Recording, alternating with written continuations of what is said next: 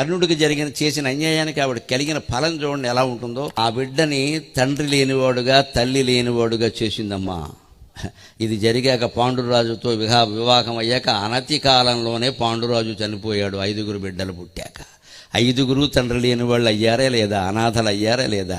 పైగా ఇంకో కర్మ, ఈ బిడ్డకు అన్యాయం చేసినందుకు మాద్రి అక్కడ సహగమనం చేస్తే వేరే వాళ్ళ బిడ్డలను 2 పెంచాల్సి వచ్చిందమ్మా. ఆ భగవంతుడు వడ్డీ కూడా పెట్టేశాడు అక్కడ. అసలుకు తోడు అసలు బిడ్డలను నదిలో బారేసావు కదా, సవతి బిడ్డలను పెంచు. ఈ కర్మ వచ్చింది. ఇంతకంటే గొప్ప దారుణమైన కర్మ ఏమిటంటే, కురుక్షేత్ర యుద్ధం వచ్చాక కర్ణుడి దగ్గరికి చెప్పిన మాటలు కూడా విఫలమయ్యాక కుంతి వెళ్ళి, నాయనా నీ తమ్ముళ్ళు రా, వాళ్ళందరూ నువ్వే అందరికంటే పెద్దవాడివి, నువ్వు ఎలాగూ పాండవ పక్షానికి రావని తెలుసు, కనీసం నా కొడుకుల్ని చంపకుండా విడిచిపెట్టరాని అనాథ అయిన పిల్లాన్ని ప్రార్థించాల్సి వచ్చిందమ్మా. అది కర్మ, అది కర్మ.